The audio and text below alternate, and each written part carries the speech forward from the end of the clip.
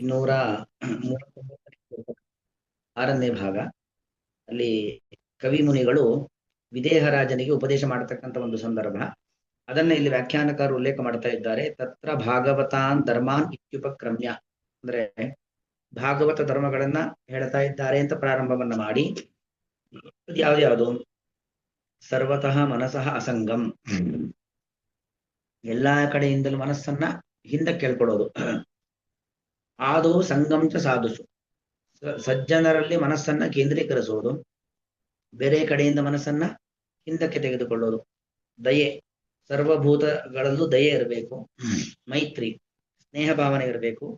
ಪ್ರಶ್ರಯ, ಪ್ರಶ್ರಯ ಅಂದ್ರೆ ವಿನಯ, ಅಂದ್ರೆ down to ಅರ್ಥ ಅಂತಲ್ಲ, ಅದರ ವಿನಯ ಭಾವನೆ ಇರಬೇಕು. ಪ್ರಶ್ರಯಂ ಭೂತೇಶು ಯಥೋಚಿತಂ, ಅಂದ್ರೆ ಎಲ್ಲರಲ್ಲೂ ಕೂಡ ಅವರವರಿಗೆ ಅನುಗುಣವಾಗಿರತಕ್ಕಂತಹ ರೀತಿಯಲ್ಲಿ ಅವರನ್ನು ನೋಡುವಂಥದ್ದು. ಅಥವಾ ಹೀಗೆ ತಗೊಳ್ಬೋದು, ಅರ್ಧ ಅಂದ್ರೆ ನಿಶ್ಚಯವಾಗಿಯೂ, ಯಥೋಚಿತಂ ಭೂತೇಶು ಪ್ರಶ್ರಯಂ, ಅದು ಒಂದೇ ವಾಕ್ಯ ಮಾಡ್ಕೊಂಡ್ಬಿಡಿ. ಹಾಗೆ ಅರ್ಧ ಅಂದ್ರೆ ನಿಶ್ಚಯವಾಗಿಯೂ ಕೂಡ, ಯಥೋಚಿತಂ ಭೂತೇಶು ಪ್ರಶ್ರಯಂ, ಅವರವರಿಗೆ ಅನುಗುಣವಾಗಿ ಅವರವರಲ್ಲಿ ವಿನಯ. ವ್ಯಕ್ತಿಗಳಲ್ಲಿ ಯಾರ್ಯಾರಲ್ಲಿ ಯಾವ್ಯಾವ ರೀತಿಯಾಗಿರ್ತಕ್ಕಂಥ ವಿನಯ. ಈಗ ಒಬ್ಬ ಗುರುವಾಗಿ ಶಿಷ್ಯನಲ್ಲಿ ತೋರುವಂತ ವಿನಯಕ್ಕೂ, ಮಿತ್ರನಲ್ಲಿ ತೋರುವಂತ ವಿನಯಕ್ಕೂ, ಪತ್ನಿ ಪುತ್ರರಲ್ಲಿ ತೋರ್ತಕ್ಕಂಥ ವಿನಯಕ್ಕೂ ವ್ಯತ್ಯಾಸಗಳಿರ್ತವೆ. ಹಾಗಾಗಿ ಹಾಗಿಟ್ಕೊಳ್ಬಹುದು ಅದನ್ನ. ಅರ್ಧ ನಿಶ್ಚಯವಾಗಿಯೂ ಕೂಡ, ಭೂತೇಶು ಯಥೋಚಿತಂ ಪ್ರಶ್ರಯಂ, ಅವರವರ ಸ್ಥಾನ ಮಾನಕ್ಕೆ ಅನುಗುಣವಾಗಿ, ಯೋಗ್ಯತೆಗೆ ಅನುಗುಣವಾಗಿ ವಿನಯವನ್ನು ತೋರುವಂಥದ್ದು. ಇನ್ನು ಶೌಚ, ಆಂತರಿಕ ಮತ್ತು ಬಾಹ್ಯವಾಗಿ ಶುಚಿಯಾಗಿ ಇರುವಂಥದ್ದು. ತಪಃ, ತಪಃ ಅಂತ ಗೊತ್ತು, ಅನುಷ್ಠಾನಗಳ ಮೂಲಕವಾಗಿ ದೇಹದಂಡನೆ, ಅದು ತಪಸ್ಸು. ತಿತಿಕ್ಷ ಅಂದ್ರೆ ಅಪರಾಧವನ್ನ ಅಥವಾ ಮತ್ತೊಬ್ಬರು ಕೊಡುವಂತ ತೊಂದರೆಯನ್ನ ಸಹಿಸುವ ಗುಣ, ತಿತಿಕ್ಷ. ಮೌನ, ವ್ಯರ್ಥವಾದ ಮಾತನ್ನ ಆಡದೇ ಇರುವಂಥದ್ದು. ಸ್ವಾಧ್ಯಾಯ, ಒಂದು ಸ್ವಶಾಖ ಅಧ್ಯಯನ, ಇನ್ನೊಂದು ಸ್ವ ಅಂದ್ರೆ ಸ್ವತಂತ್ರನಾದ ಭಗವಂತ, ಅವನ ಬಗ್ಗೆ ಅಧ್ಯಯನ, ಅವನನ್ನ ತಿಳಿಸಿಕೊಡ್ತಕ್ಕಂಥ ಶಾಸ್ತ್ರಗಳನ್ನ ಅಧ್ಯಯನ ಮಾಡುವಂಥದ್ದು. ಆರ್ಜವಂ, ನೇರವಾಗಿ ಇರುವಿಕೆ, ಕಾಯ ವಾಚ ಮನಸ ನೇರವಾಗಿ ಇರುವಿಕೆ, ಆರ್ಜವ. ಬ್ರಹ್ಮಚರ್ಯ, ಬ್ರಹ್ಮ ಅಂದ್ರೆ ಭಗವಂತ, ಅವನಲ್ಲಿ ಚರ್ಯ ಅಂದ್ರೆ ಭಗವಂತನಲ್ಲಿ ಮನಸ್ಸನ್ನ ಕೇಂದ್ರೀಕರಿಸುವುದು, ಇದು ಒಂದರ್ಥ. ಇನ್ನೊಂದು, ಗಂಡು ಹೆಣ್ಣಿಗೆ ಪರಸ್ಪರವಾಗಿ ತನ್ನ ಸತಿಸುತ್ತರಲ್ಲಿ ಮಾತ್ರ, ತನ್ನ ಪತಿಯಲ್ಲಿ ಮಾತ್ರ ಅನುರಾಗ ಪ್ರೀತಿ ಇರಬೇಕು. ಇದಕ್ಕೆ ಬ್ರಹ್ಮಚರ್ಯ ಅಂತ ಕರೆಯುವಂಥದ್ದು. ಬ್ರಹ್ಮಚರ್ಯಂ. ಅಹಿಂಸಾ, ದೈಹಿಕವಾಗಿ ಮಾನಸಿಕವಾಗಿ ಯಾರನ್ನು ಹಿಂಸಿಸದೇ ಇರುವಂಥದ್ದು, ಅಹಿಂಸಾ. ಸಮತ್ವಂ, ಪ್ರತಿಯೊಬ್ಬರಲ್ಲೂ ಇರತಕ್ಕಂಥ ಭಗವಂತನನ್ನ ಸಮಾನವಾಗಿ ಸಮತ್ವ.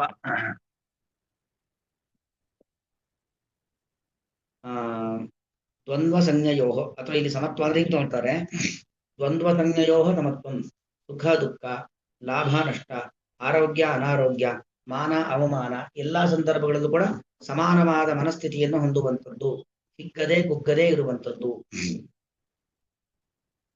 ದ್ವಂದ್ವ ಸಂಜ್ಞಯೋ ಸಮತ್ವಂ, ದ್ವಂದ್ವ ಅಂದ್ರೆ ಸುಖ ದುಃಖಾದಿಗಳು ಅಂತ.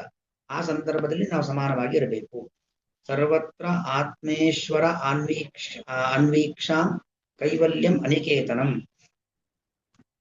ಅಂದ್ರೆ ಸರ್ವತ್ರ ಆತ್ಮೇಶ್ವರ ಅನ್ವೀಕ್ಷಾಂ, ಅಂದ್ರೆ ಎಲ್ಲಾ ಕಡೆಯಲ್ಲೂ ಕೂಡ ಭಗವಂತನನ್ನ ಕಾಣುವಂಥದ್ದು.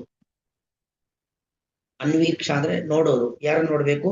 ಆತ್ಮ, ನಮ್ಮ ಅಂತರ್ಯಾಮಿಯಾದಂತಹ ಈಶ್ವರನ, ಎಲ್ಲರ ಒಡೆಯನಾಗಿರ್ತಕ್ಕಂಥ ಭಗವಂತನನ್ನು ಸರ್ವತ್ರ, ಎಲ್ಲ ಕಡೆ ದೇವರಿದ್ದಾನೆ. ದೇವರು ಇಲ್ಲದಿದ್ದಾಗವೇ ಜಗತ್ತಿನಲ್ಲಿ ಇಲ್ಲ ಅಂತ ಎಲ್ಲ ಕಡೆ ಭಗವಂತನನ್ನು ಕಾಣಬೇಕು.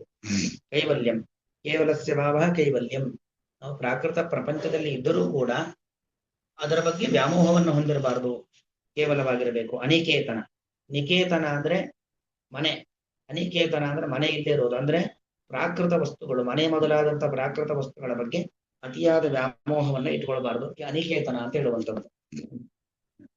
ವಿವಿಕ್ತಂ, ವಿವಿಕ್ತ ಅಂತ ಹೇಳಿದ್ರೆ ಪ್ರತ್ಯೇಕವಾಗಿರುವಂಥದ್ದು. ಅಥವಾ ಇನ್ನೊಂದರ್ಥ ವಿವಿಕ್ತ ಶಬ್ದಕ್ಕೆ ಭೇದ ಚಿಂತನೆ.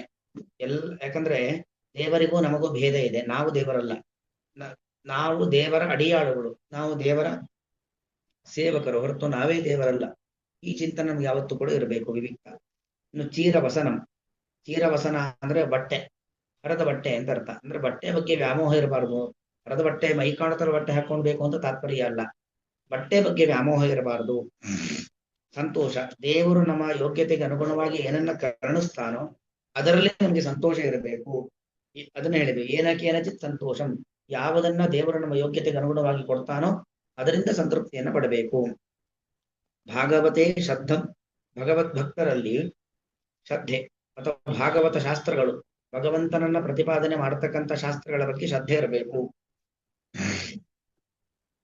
ಅನ್ಯತ್ರ ನಿಂದಾಂ, ಭಗವತ್ ಸಂಬಂಧಪಟ್ಟ ವಿಚಾರದಲ್ಲಿ ಶ್ರದ್ಧೆ, ಭಗವಂತನಿಗೆ ಸಂಬಂಧಪಡದ ಬೇರೆ ವಿಚಾರಗಳು ಅನ್ಯತ್ರ, ಅಲ್ಲಿ ನಿಂದ, ಅದರ ಬಗ್ಗೆ ಶ್ರದ್ಧೆ ಇರಬಾರದು, ತ್ಯಾಗದ ಮನೋಭಾವ. ಅನ್ಯತ್ರಂ ನಿಂದಾಂ ಅನ್ಯತ್ರ ಚಾಪಹಿ ಮನೋವಾಕ್ಕಾಯ ದಂಡಂ ಚ ಸತ್ಯಂ ಶಮದಮಾವಪಿ. ಮನೋವಾಕ್ಕಾಯ ದಂಡಂ, ಮನಸ್ಸು, ವಾಕು, ಕಾಯ, ಅಂದ್ರೆ ಕಾಯ ವಾಚ ಮನಸ್ಸ, ದೇಹ, ನಮ್ಮ ಮಾತು ಅಥವಾ ನಮ್ಮ ಮನಸ್ಸು, ಅದನ್ನ ನಿಯಮದಲ್ಲಿಟ್ಕೊಳ್ಬೇಕು. ತ್ರಿಕರಣ ದಂಡ ಅಂತ ಕರೀತಾರೆ ಅದಕ್ಕೆ. ಅಂದ್ರೆ ನಾವು ಮನೋ ನಿಯಂತ್ರಣ, ಮನಸ್ಸು ಯೋಚನೆ ಮಾಡದಂಗೆಲ್ಲ ನಾವು ಕುಣಿಯೋದಲ್ಲ. ಮನಸ್ಸಿಗೆ ಏನೇನೋ ಸಾವಿರ ಆಲೋಚನೆಗಳು ಬರ್ಬೋದು, ಆದ್ರೆ ಯಾವ್ದು ಒಳ್ಳೇದು ಕೆಟ್ಟದ್ದು ನಾವು ಆಲೋಚನೆ ಮಾಡ್ಕೊಳ್ಬೇಕಲ್ವಾ. ನಾಲಿಗೆ ಹೇಗೆ ಎಲೆಬಿಲ್ಲ ಅಂತ ಹೇಗೇಗೋ ಮಾತಾಡುವುದಲ್ಲ, ಮಾತಿನ ನಿಯಂತ್ರಣ ನಮಗೆ ಬೇಕು. ದೇಹ ಇದೆ, ದೇಹದಲ್ಲಿ ಇಂದ್ರಿಯಗಳಿದ್ದಾವೆ ಅಂತ ಹೇಗೇಗೋ ವರ್ತನೆ ಮಾಡುವಂಥದ್ದಲ್ಲ, ದೇಹದ ನಿಯಂತ್ರಣ ಬೇಕು, ಅದು ದಂಡ ಅಂತ ಕರೆಯೋದು. ಸತ್ಯಂ ಶಮದಮಾವಪಿ, ಸತ್ಯ ಭೂತಹಿತವಾದಂತಹ ಸತ್ಯ ಮಾರ್ಗದಲ್ಲಿರಬೇಕು. ಶಮ ಅಂದ್ರೆ ಭಗವನ್ನಿಷ್ಠವಾದ ಬುದ್ಧಿ, ನಮ್ಮ ಬುದ್ಧಿ ಭಗವಂತನಲ್ಲಿ ಕೇಂದ್ರೀಕೃತವಾಗಬೇಕು. ದಮ ಅಂದ್ರೆ ಇಂದ್ರಿಯ ನಿಗ್ರಹ, ಇಂದ್ರಿಯಗಳನ್ನ ನಿಯಂತ್ರಣದಲ್ಲಿ ಇಟ್ಕೊಳ್ಬೇಕು. ದಮಾವಪಿ ಶ್ರವಣಂ ಕೀರ್ತನಂ ಧ್ಯಾನಂ ಹರೇಹ ಅದ್ಭುತ ಕರ್ಮಣ, ಅದ್ಭುತ ಕರ್ಮಣ ಹರೇಹೆ, ಅದ್ಭುತ ಕರ್ಮ ಭಗವಂತನದ್ದು, ನಾವು ಆಲೋಚನೆ ಮಾಡ್ಲಿಕ್ಕೂ ಸಾಧ್ಯವಿಲ್ಲ ಭಗವಂತನ ಕ್ರಿಯೆಗಳನ್ನ. ಅಂತಹ ಕ್ರಿಯೆಗಳನ್ನ ಮಾಡತಕ್ಕಂಥ ಭಗವಂತನ ವಿಚಾರದಲ್ಲಿ ನಾವು ಅಂತಹ ಭಗವಂತನ ವಿಚಾರವನ್ನು ಶ್ರವಣ ಮಾಡಬೇಕು. ಶ್ರವಣ ಮಾಡಿದ್ದನ್ನ ಕೀರ್ತನೆ ಮಾಡಬೇಕು, ನಿರಂತರವಾಗಿ ಧ್ಯಾನ ಮಾಡಬೇಕು.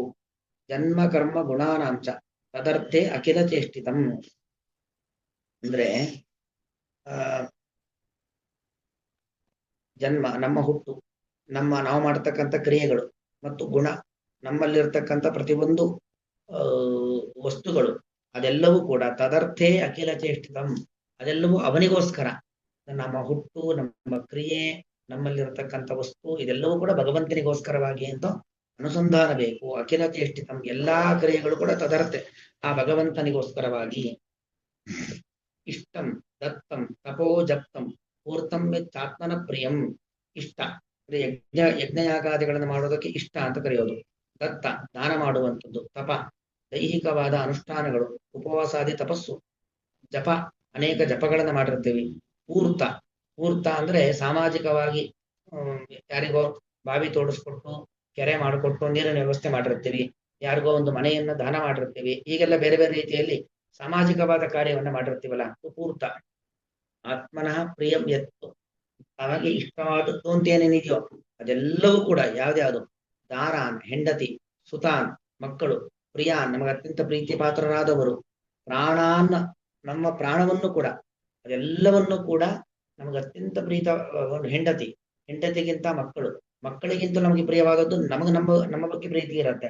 ಅದೆಲ್ಲವನ್ನು ಕೂಡ ಪರಸ್ಮೈ ಸನ್ನಿವೇದಯೇ, ಪರಸ್ಮೈ ಪರ ಅಂದ್ರೆ ಭಗವಂತ, ಆ ಭಗವಂತನಿಗೋಸ್ಕರವಾಗಿ ಚೆನ್ನಾಗಿ ನಿವೇದನವನ್ನ ಮಾಡಿ.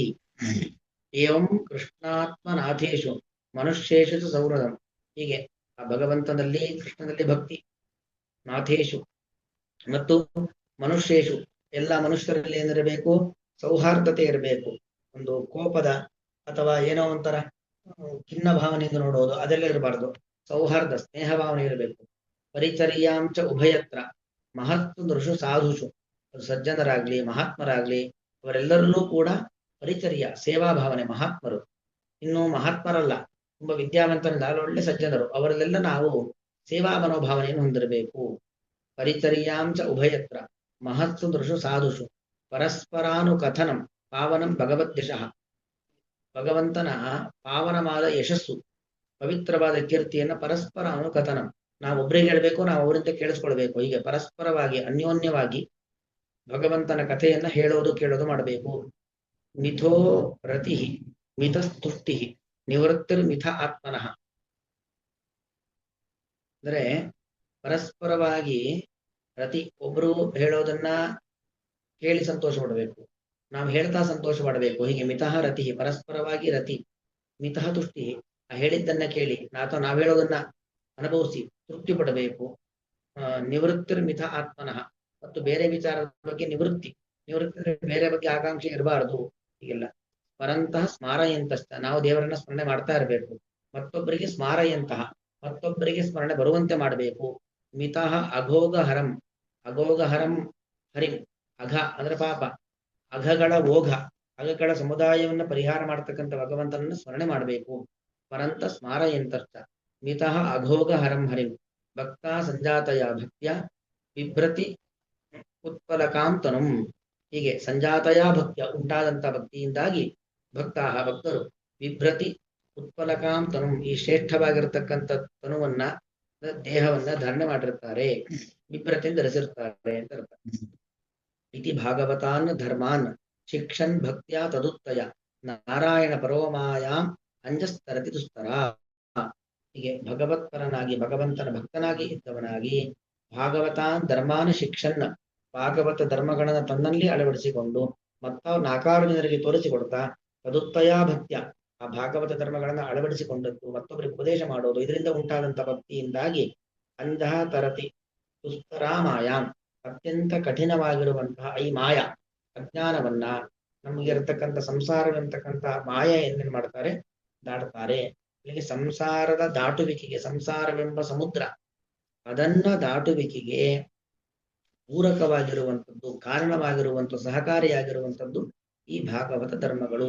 ಇದನ್ನ ನಾವು ನಮ್ಮ ಜೀವನದಲ್ಲಿ ಪ್ರತಿ ಕ್ಷಣದಲ್ಲೂ ಕೂಡ ಅಳವಡಿಸಿಕೊಳ್ಬೇಕು ಅಂತ ಪ್ರಬುದ್ಧ ಅಂತ ಒಬ್ಬರು ಋಷಿಗಳು, ಆ ಪ್ರಬುದ್ಧ ಎಂತಕ್ಕಂಥ ಋಷಿಗಳು ವಿದೇಹರಾಜನಿಗೆ ಹೇಳ್ತಕ್ಕಂಥ ಒಂದು ಪ್ರಸಂಗವನ್ನ ಇಲ್ಲಿ ಉಲ್ಲೇಖ ಮಾಡಿದ್ದಾರೆ.